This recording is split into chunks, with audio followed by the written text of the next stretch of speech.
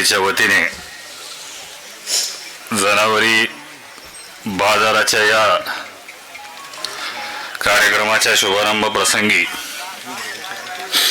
आमचे मार्गदर्शक या ठिकाणी माजी आमदार संजय भाऊ दौंड,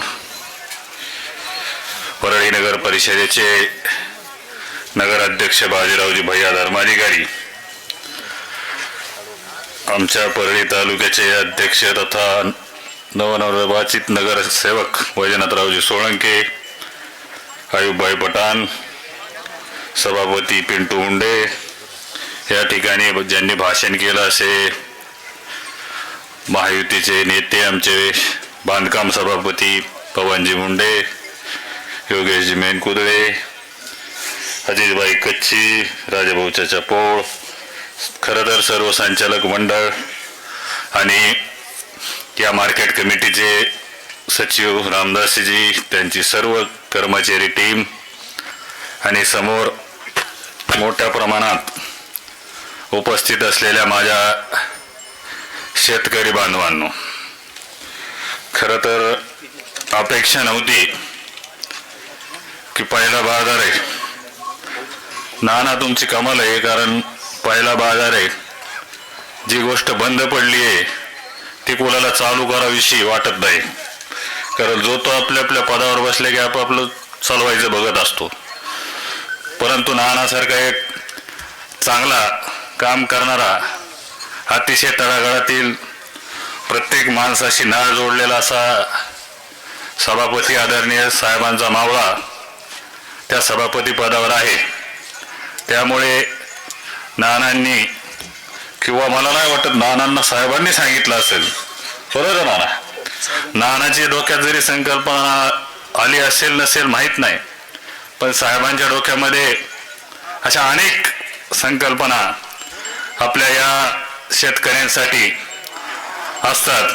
कारण आपल्या सर्वांना माहिती आहे की ते स्वर्गीय अण्णांचे पुत्र आहेत आणि स्वर्गीय अण्णांनी जे शेतकऱ्यांसाठी केलेलं आयुष्यभर त्यांनी काम, कारण ते जसं त्यांचं कळतं झालं आणि मी जेव्हापासून राजकारणात आलोय तेव्हा अण्णांना फक्त आणि फक्त शेतकरी त्या ठिकाणी केंद्रबिंदू त्या ठिकाणी दिसायचा. ज्या ज्यावेळी कोणी बी आपल्या देशाचे पंतप्रधान, आपल्याला तर माहिती आहे की तो जो पीक विमा आपल्याला मिळतो तो अटल बिहारी वाजपेयी यांना मागून अण्णांनी आपल्याला तो शेतकऱ्यांसाठी पीक विमा 1 रुपयात पीक विमा त्या ठिकाणी मिळवून दिला आणि तो कसा मिळवायचा यासाठी सुद्धा शिकला आणि मिळवून सांगून. आणि परळी तालुका असेल, बीड जिल्ह्याला सगळ्यात जास्त पीक विमा जर कुठं मिळत असेल तर तो परळीला त्या ठिकाणी मिळत होता.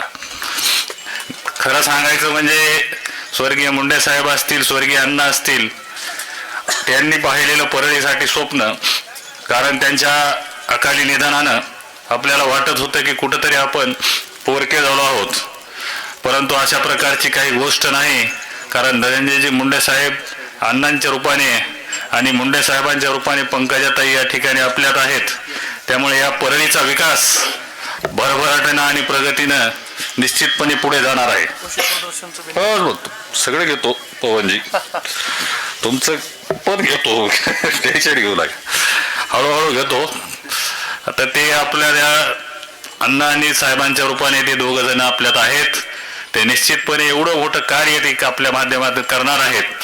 मला आठवतंय की कृषी मंत्री आदरणीय धनंजयजी मुंडे साहेबांनी ज्यावेळी शपथ घेतली आणि शपथ घेतल्या घेतल्या आम्ही सर्वजण त्यांच्यासोबत चर्चा करत होतो आणि चर्चा करत असताना जर पहिल्यांदा धनंजयजी मुंडे साहेबांनी कुठला निर्णय घेतला असेल तर तो परळीमध्ये आपल्याला एक कृषी महाविद्यालय या ठिकाणी असलं पाहिजे अशा प्रकारची त्यांनी एक इच्छा व्यक्त केली आणि पहिल्याच कॅबिनेटमध्ये त्या कृषी महाविद्यालयाला आपल्याला 100 कोटीचं एक कृषी महाविद्यालय त्या ठिकाणी आलेलं आहे. ही बाब अतिशय फार मोठी आहे, कारण आपल्याला लक्षात यायला पाहिजे की कारण आपले शेतकऱ्याची मुलं जी आपली परभणीला एक विद्यापीठ आहे, तिथेच एक कॉलेज आहे, एक अंबाजोगाईला आहे, त्याही पेक्षा म्हणजे परभणीपेक्षा म्हणणार नाही मी, पण अंबाजोगाईपेक्षा एक फार मोठं सुसज्ज अशा प्रकारचं कॉलेज जिरेवाडीला होणार आहे. अशा प्रकारचं दूरदृष्टी असणारे नेतृत्व धनंजयजी मुंडे साहेब आहेत. आणि जरी धनंजयजी मुंडे साहेब मंत्री नसले आज, तरी पंकजाताईच्या रूपाने आपल्या परळीला मंत्रालय आहे. आणि त्या ज्या खात्याच्या मंत्री आहेत त्यांनी सुद्धा पहिला निर्णय जर कुठला घेतला असेल तर ते पशुवैद्यकीय महाविद्यालय या ठिकाणी त्यांनी उभारलेलं आहे. या दोन माध्यमातून 550 कोटी रुपये खर्च करून, या दोन माध्यमातून म्हणजे सांगायचा उद्देश एवढा आहे की आपण आपली मुलं BSc ॲग्री होतील, कृषी क्षेत्रामध्ये अधिक प्रगत होतील आणि त्यांच्या शिक्षणाचा फायदा आपल्या या कृषीला होईल.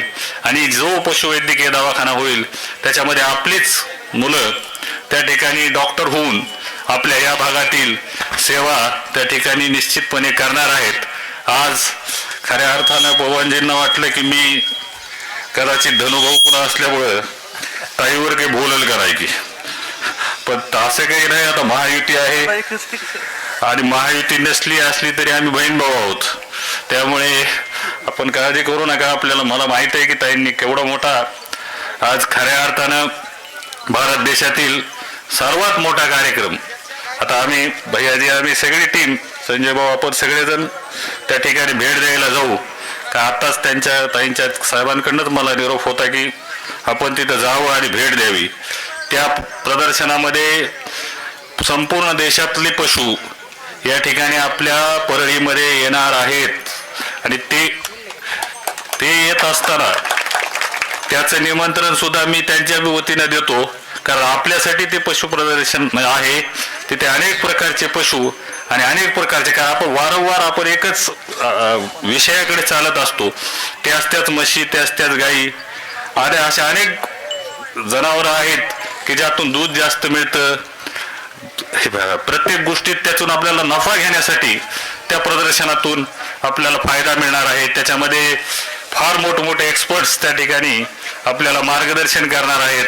त्यामुळे आपण या पशुप्रदर्शनाचा सुद्धा मोठ्या प्रमाणात लाभ घ्यावा. विकास ही थांबणारी गोष्ट नाही. ज्याप्रमाणे नानांनी सांगितलं की खऱ्या अर्थानं स्वतःच्या घराचाही विचार कधी अण्णांनी कधी केला नाही. लहानपणापासून मी बघतोय की मार्केट कमिटीच्या त्या अण्णांनी स्वतःची खुर्ची सुद्धा कधी बदलली नाही, परंतु त्या खुर्चीवर बसून आपल्या शेतकऱ्यासाठी ही जमीन 85 एकरची जमीन जिथे की आपण बाजार भरवला आहे, ही जमीन अण्णांनी घेतली, घाटनांदूरला घेतली, शिरसळ्याला घेतली. म्हणूनच आज आपण या ठिकाणी विकास करत असतो. नाना, आज आपण हा पहिला प्रयोग चांगला केलेला आहे. याला चांगला प्रतिसाद, बऱ्यापैकी प्रतिसाद या ठिकाणी मिळालेला आहे. हा पहिला असल्या कारणाने थोडंसं कमी जास्त झाला असेल तरी मी नानाच्या वतीने, नानाने तर काही माफी मागितली नाही, पण काही कमी जास्त झालं असलं तर मी नानातर्फे माफी मागतो. आपण सर्व निश्चित राहा. शेतकऱ्यांच्या बाबतीत आपल्या पाठीशी हे दोन्ही नेते खंबीरपणे उभे आहेत आणि मार्केट कमिटी उभी आहे. आपल्याला ज्या काही सुविधा या ठिकाणी पाहिजे असतील त्या मिळतील. कारण मला आठवतंय की लहानपणी कुठंतरी गेलं तर मंदिरच्या खाली तिथे फार कमी प्रमाणात पशु ठिकाणी असायचे. आणि बाजार, कारण आपली परळी तालुका हे नावलौकिक आहे, अख्ख्या भारताला माहिती आहे परळी काय चीज आहे ते. त्यामुळे आपला बाजार शिरसळ्याला चांगला बाजार भरतो. मी हळीला मला फार जनावरांचा नाद नाही, परंतु ज्यावेळी मी शेतीत पडलो त्यावेळेस मला अण्णांनी एकदा स्वतः गाडीत बसून हळीला नेलतं भाऊ. त्यावेळी पहिल्यांदा मला बाजार कळाला. पार उन्हात इकडच्या कडीकडून त्या पार तिकडच्या कडीपर्यंत फिरवलं. अरे कोणचा बैल कसा असतो, कोणची म्हैस कशी असते, कोणची गाय कशी असते, अक्षरशः घोडे असतील, कुत्रे असतील, कुठलंही प्राणी त्याची बारीक ना बारीक जाण जर कुणाला असेल तर ती स्वर्गीय अण्णांना होती. आणि त्यांच्या माध्यमातून आम्हाला जे काय शिकायला, म्हणजे जेवढं काही आम्हाला पशुमधलं कळतं ते त्यांच्यामुळे कळतं. एवढंच या ठिकाणी सांगणार आहे. काही मागणी आली आहे छोटीशी, आपल्या व्यापारी शेतकरी व्यापाऱ्यांनी केली का शेतकऱ्यांनी केली? व्यापारी आणि शेतकरी एक झालेले आहेत. त्यामुळे त्या दोघांच्या विचाराने त्यांनी एक मागणी केली आहे की आपल्या बस स्टॉप इटके कॉर्नरला इथे का इंजिनिअरिंग कॉलेजच्या समोर एक थांबा त्या ठिकाणी देण्यात यावा. तर निश्चितपणे मी बोलेल आपल्या डेपो मॅनेजरशी, आणि नाही त्यातून काम झालं मग तवरी आपला खामख्याने ते आहेच. त्याच्यावर त्याची काही काळजी नसावी. कुठलं काम आपलं रुकणार नाही, सांगितलेलं रुकणार नाही आणि न सांगितलेलं तुमच्या मनातलं सुद्धा आपल्या नेतृत्वाला कळतं. त्यामुळे आपण निश्चिंत राहा. आपण आपले पशुधन वाढवा. या माध्यमातून काही दुधाचे व्यवसाय करा. दुधाच्या व्यवसायासाठी येणाऱ्या काळामध्ये साहेब डेअरीवर त्या ठिकाणी प्रयत्न करतायत की एक चांगल्या प्रकारची डेअरी आपल्या भागामध्ये आली पाहिजे आणि ती निश्चितपणे येईल एवढंच या ठिकाणी सांगणार आहे. आणि मार्केट कमिटीला मी मनापासून शुभेच्छा देतो. नाना आणखीन तुमचा कार्यकाळ किती दिवस आहेत? आणखी 2-2.5 वर्ष आहेत नाना. त्याच्यामुळं काळजी नसावी. 2.5 वर्षामध्ये आपल्या डोक्यात काय काय सुपीक कल्पना येतील त्या सर्व धनंजयजी मुंडे साहेबाच्या माध्यमातून पूर्ण होतील एवढंच या ठिकाणी ग्वाही देतो. थांबतो. धन्यवाद. जय हिंद. जय महाराष्ट्र. यानंतर आदरणीय